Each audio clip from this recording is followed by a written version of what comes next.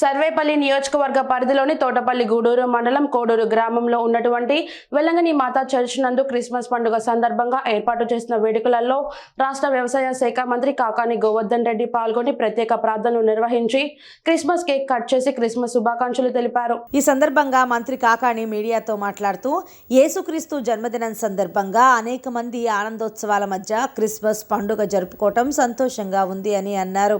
కోడూరు గ్రామంలోని వేలాంగిణి మాతా పుణ్యక్షేత్రంలో క్రిస్మస్ వేడుకల్లో స్థానిక శాసనసభ్యులుగా పాల్గొనడం నా అదృష్టమని మంత్రి కాకాని తెలిపారు.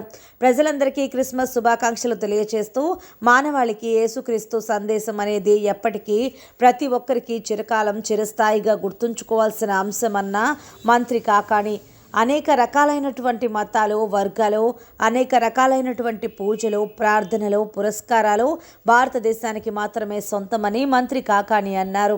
భిన్నత్వంలో ఏకత్వం కింద విభిన్నమైనటువంటి జాతులు మతాలు కులాలు ఉన్నటువంటి అందరం మత సామరస్యంతో పరస్పరం గౌరవించుకుంటూ ప్రతి ఒక్కరం పూజ చేసుకోవడంలో ప్రార్థించుకోవడంలోని విధానంలో మార్పులు ఉండవచ్చు, కానీ అంతిమంగా కోరుకునేది ముక్తిని ప్రసాదించమని అన్న మంత్రి కాకాని భగవంతుడు అన్ని విధాలా అందరికీ అన్ని వేళలా అండగా నిలవాలని కోరుకుంటున్నట్లు మంత్రి కాకాని కోరారు.